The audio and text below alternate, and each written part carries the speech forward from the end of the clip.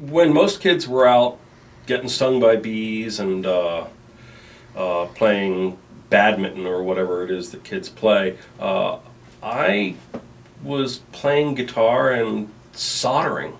Literally, the age of 5 and 6, my dad bought me Heath kits, and instead of building Lego, I built amplifiers and oscilloscopes and stuff. I was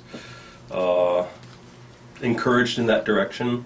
I was probably something like 6 or 7 before I built my first amplifier, a tube amp.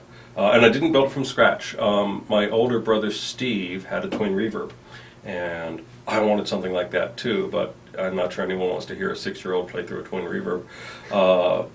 And we dug up a Stromberg Carlson chassis in the basement because my dad had a lot of equipment. And it had 2 6v6s, a 5Y3, and 2 12AX7s.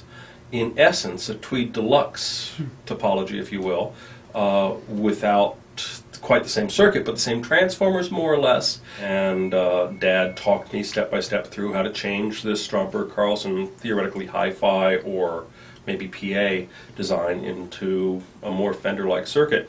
And when all was said and done, and it probably took me a year to do the work, I also listened to it every step of the way. When all was said and done, things sounded fantastic.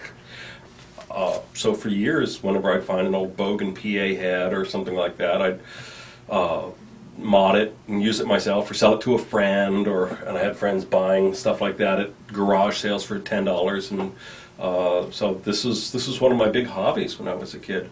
And though I had Marshalls and Fenders and stuff like that, I always found that the amps I built sounded better.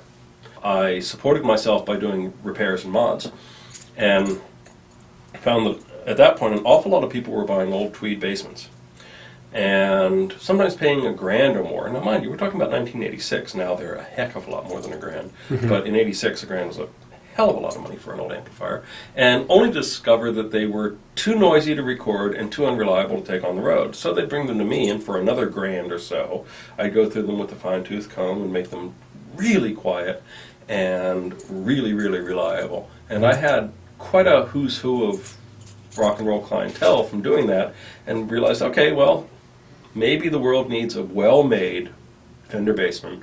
At the time, nobody was making a reissue amp of any sort, period. I was the first one to produce anything like a reissue amplifier. So I thought, oh, what the hell, let's start an amp company. This was 1986. There really wasn't much available in the way of high-end amps, and the amps that I built sounded better than any I could buy. So I set about making amplifiers from scratch. Within 1 month of starting production, we had the Rolling Stones, ZZ Top, all kinds of people using our amps, because there was nothing in the world like us. We were unique.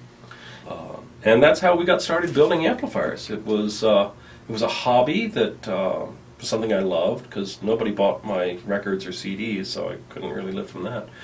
So I started building amps and got well known for it.